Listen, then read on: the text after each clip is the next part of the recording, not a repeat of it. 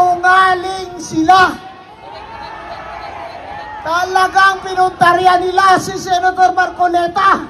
Nauna pa ninyong pinakulong si Senator Marcoleta kaysa kay Martin Romualdez. Mula ngayon, kayo mga pobre, isirox nyo na lang ang manok.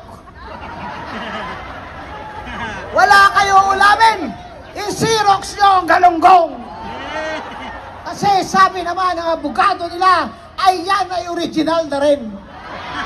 Ano kaya kung ipasirox ko yung galunggong at ipalamon ko sa'yo? Masarap kaya yun? Walang patis? Unang-una po ay gusto pong magpasalamat kay kapatid na Mirna Ora mula sa ibang bansa. Yung kapatid po natin, malaking tulong po yung naipadala ninyo sa akin na 320 yen. Yen ba yun? Sila po ay nasa ibang bansa, sa Singapore ba o Japan. Maraming salamat po sa inyong pinadala, ay makakatulong po iyon sa akin at ibibigay ko sa aking anak na nasa New Era University, na nasa School for Minister. Maraming salamat po at sa lahat po ng mga kapatid na nanonood sa ating munting channel. Maraming salamat po sa patuloy po ninyong pagsuporta sa mga ating video. Pagpasensyahan nyo na po kung minsan ay hindi maintindihan yung audio sapagkat hindi ko alam kung anong nangyayari. Nagkakaroon po yata ng technical error. Kaya humihingi po ako ng paumanhin. Ngayon po ay gagawa na naman tayo ng panibagong reaction video. Pero ito po ay patungkol kay Attorney Rowena Guanzon na dumalo sa rally. Hindi po sa rally ng Iglesia ni Cristo. Ito po ay ginanap din sa Liwasang Bonifacio noong nakaraang araw. Yan po ay pinangunahan ng United People's Initiative. At yan po, makikita po ninyo sa ating thumbnail ay talaga namang yung mga sinabi niya ay real talk doon sa mga kinauukulan. Kaya ituloy po natin, panoorin po natin sabay-sabay. Sinungaling sila. Talagang pinuntarya nila si Senator Marcoleta. Nauna pa ninyong pinakulong si Senator Marcoleta kaysa kay Martin Romualdez. Mula ngayon, kayo mga pobre, isirox nyo na lang ang manok. Wala kayong ulamin, isirox nyo ang galunggong. Kasi sabi naman ng abogado nila, ay yan ay original na rin. Ano kaya kung ipasirox ko yung galunggong at ipalamon ko sa'yo? Masarap kaya yun? Walang patis? Ikaw, BBM, ikaw tumanggap ka ng milyon-milyong pisong donasyon sa kampanya mo mula sa 2 construction companies. Bakit ikaw hindi pinaplunder?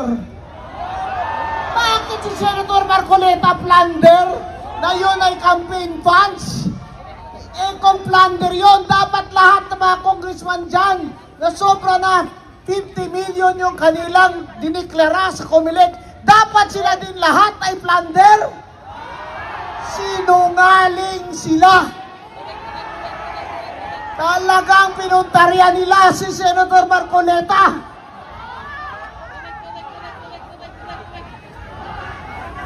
BBM, hindi kami bangag.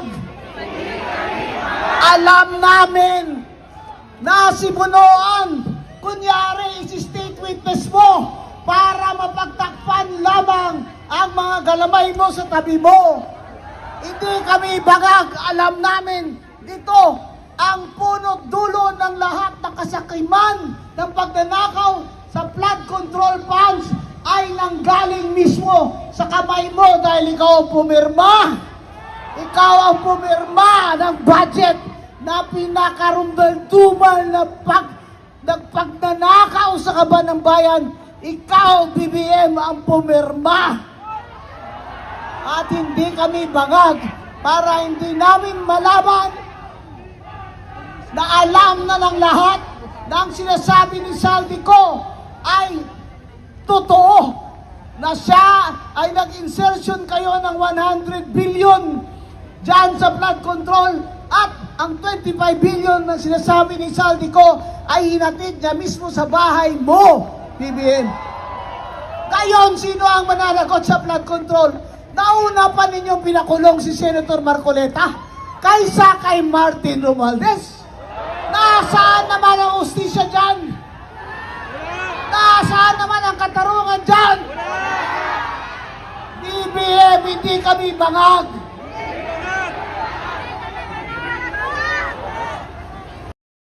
Hindi kami bangag para hindi namin alam na ang huling pagtistigo ng mga 18 na Marines kay Senator Marcoleta at kay Senator Pia Cayetano nandun sa testimony nila na naghatid din sila ng pera doon sa Ilocos Norte.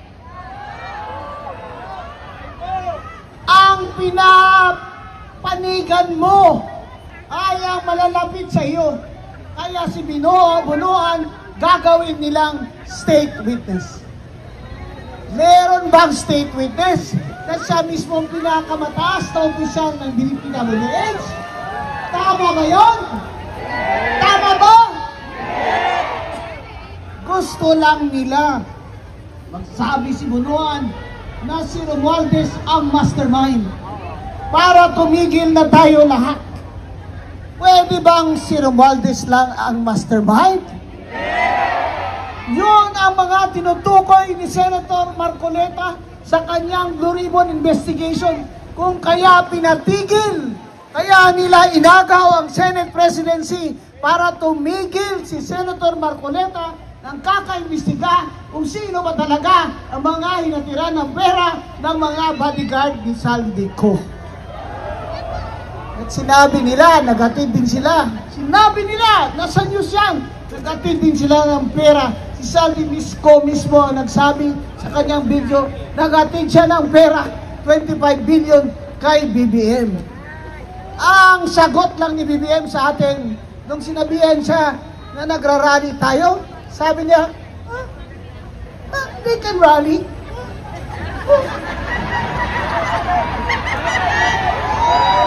Bangagang puta.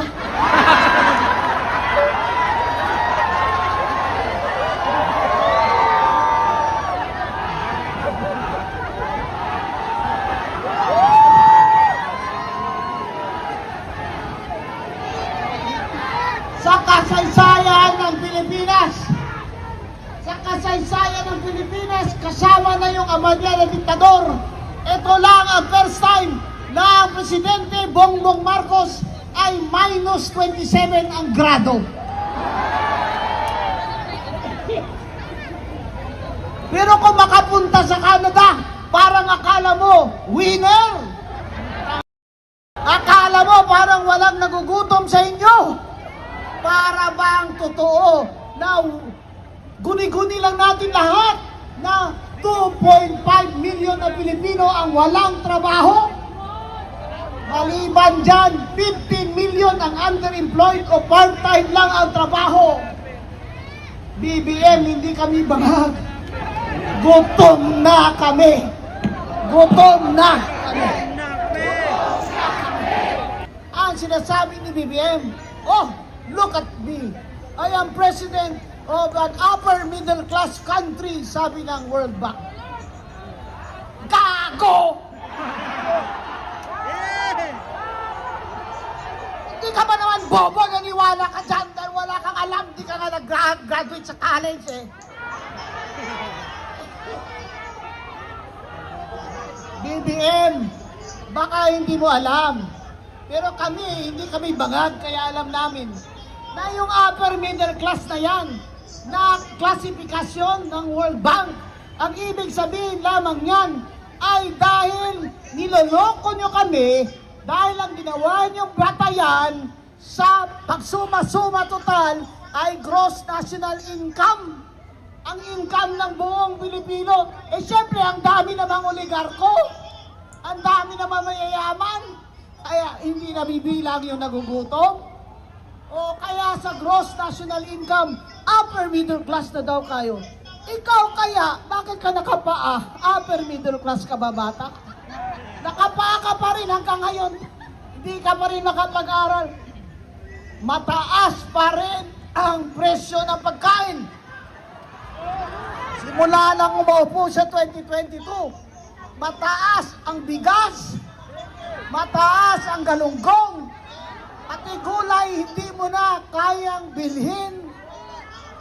Mula ngayon, kayo mga pobre, i-Xerox nyo na lang ang manok.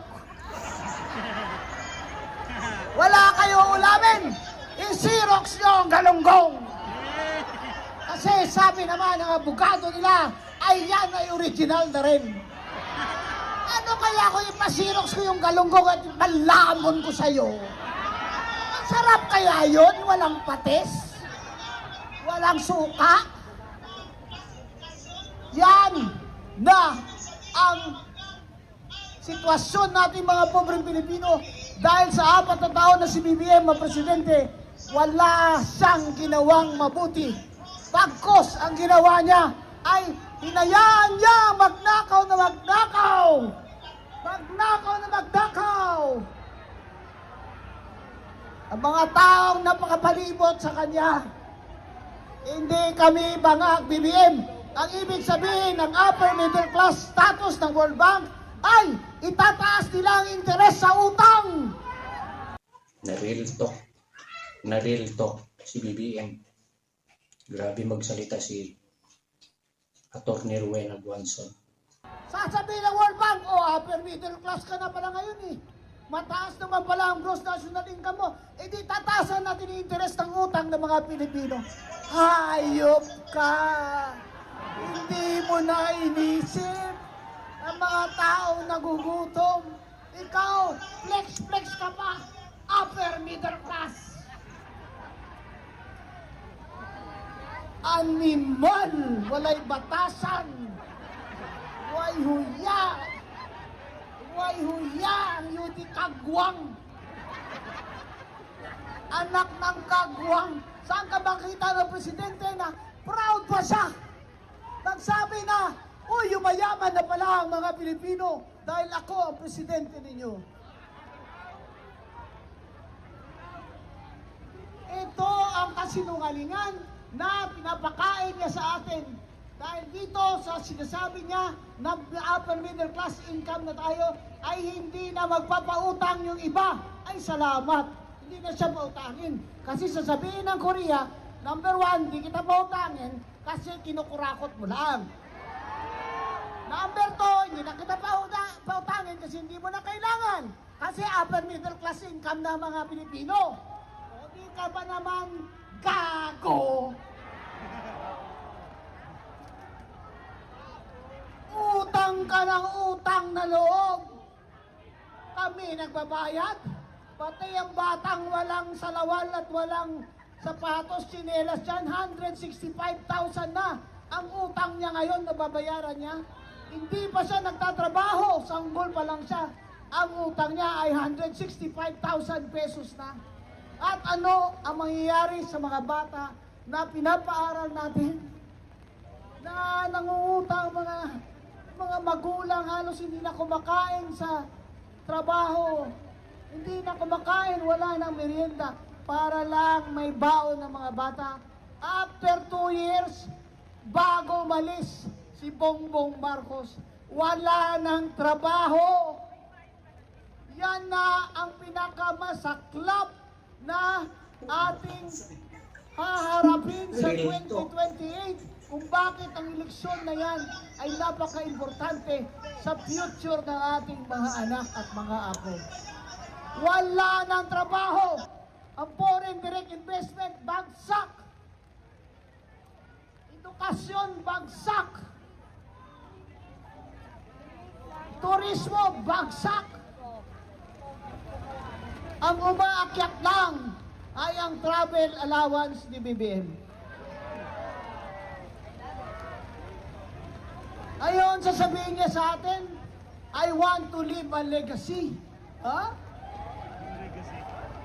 Anong legacy iniiwan mo sa amin, BBM? Yung utang mo na halos 19 trillion pesos na. Na pag isinulat ko yung numero dito, ay abot na dun. Sa punong kahoy yung zero ng trillion peso na utang mo. Baliwala sa'yo na ang mga tao ay hirap na, gutom na. Wala ka pa rin magagawang trabaho dahil wala nang tiwala sa'yo ang mga negosyante. Wala na kaming tiwala sa'yo. Kung kaya ang trust rating mo, BBM, ay minus 27. Mula sa minus 14, ngayon ay minus 27. Ang ibang presidente, habang tumatagal sa pwesto, pataas ng pataas ang approval rating. Si BBM, pabanga ng pabanga. Yan ang problema, mga kababayan, kung sa simula pa lamang ay pinlanuhan na nila tayo, nananakawan nila tayo. Lahat ng ito, mga pangyayari ito, ay dahil gusto lang nilang pagtakpan kung sino man na magnanakaw. Yung mga congressman dyan sa House of Representatives, tumayo kayo rito sa Luneta.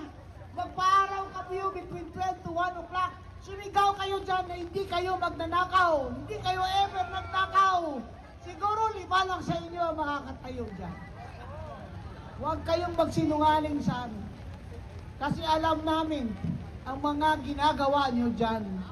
Simula noon pa, noon nakaupo si BBM, ay talagang pinanuhan nyo na ni Martin Romualdez itong pagnanakaw sa kaban ng bayan.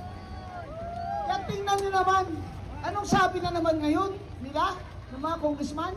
Hindi lamang si Senator Marcoleta, kundi lahat na mga nagsusuporta kay Senator Marcoleta at kay BP Sara, dapat ay arestuhin din natin.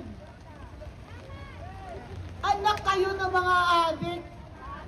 Hindi mo sabihin, hindi na kami pwede magsalita dito. Hindi na kami pwede magsabi na bagag itong administrasyon na ito. Lahat kami na hindi sumasangayon sa pagnanakaw nyo, ipapa-aresto nyo. Ano kayo?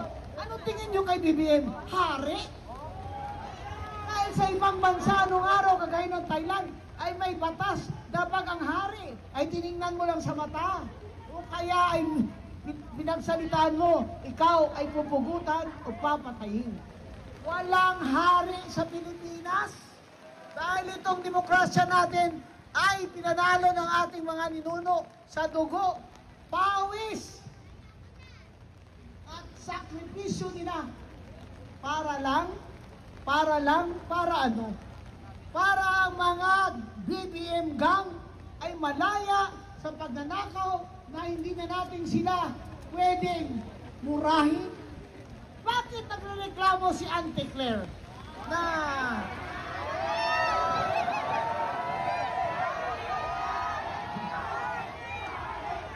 dapat daw imbestigahan ng Department of Foreign Affairs ang mga nagsabi sa kanyang pangit ka?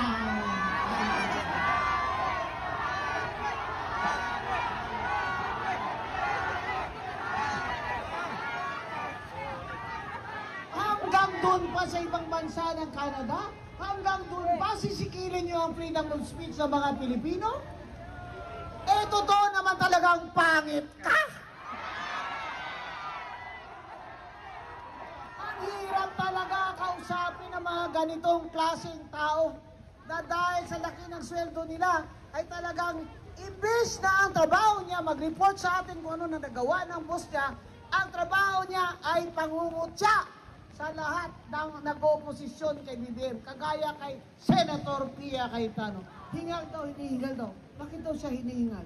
Ikaw, Auntie Claire, ba't ang baho ng hininga mo?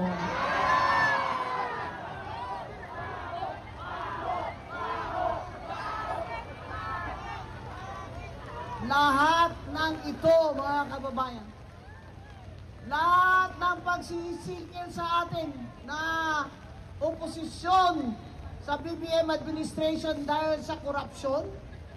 Lahat ng ito ay dahilang ayaw nilang managot ang malapit sa kanila. Ayaw nilang managot ang totoong mastermind. Kaya pinakulong nila si Senator Marcoleta dahil hindi siya titigil sa pag-iimbestiga at pag-uusig habang siya ay senador. At sa palagay nyo kaya,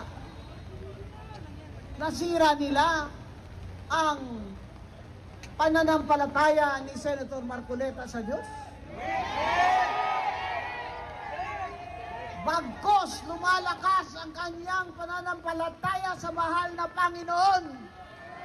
Dahil alam niya na sa Biblia, pag tayo ay pinipersecute in the name of truth, God, if God is with us, who can be against us? Kaya magpakatatag kayo. Pasalamat kami sa inyo. At si Congressman Paulo Marcoleta ay andito na kahit umuulan, bumabagyo. Ako, may ubo, galing pa ako sa labas ng Maynila. Sabi ko, kung kaya nilang magpakaulan dyan, dapat mas kaya ko dahil sila, nanggagaling po sila kung saan-saan. Kaya kami, nagkikiisa sa inyo, nagpapasalamat sa inyo.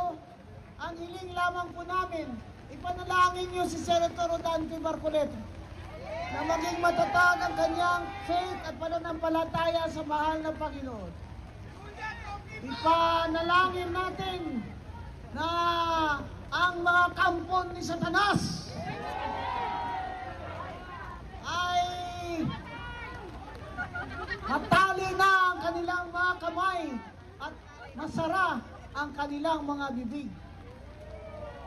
Sana huwag kayong magsawa. Kung bawat Biyernes nandito tayo, magkikita tayo dito. Hindi tayo aatras. Hindi tayo aatras. Hindi tayo aatras. Dahil hindi tayo bagag. Si BBM ang bagag.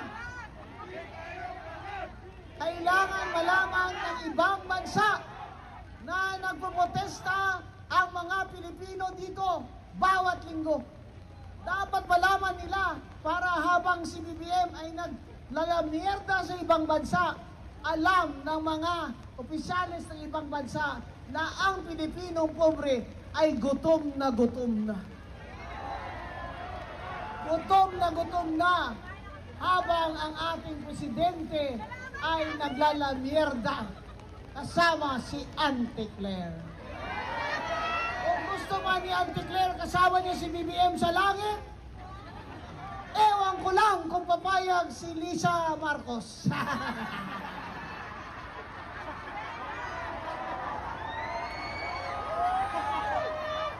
Kaya mga kababayan, manalig po tayo na may Diyos ang kalibutan. And in the Bible it says, vengeance is mine, said the Lord. Vengeance is mine, said the Lord. Lahat ng pag-uusig nila kay Senator Marcoleta ay may katapusan din.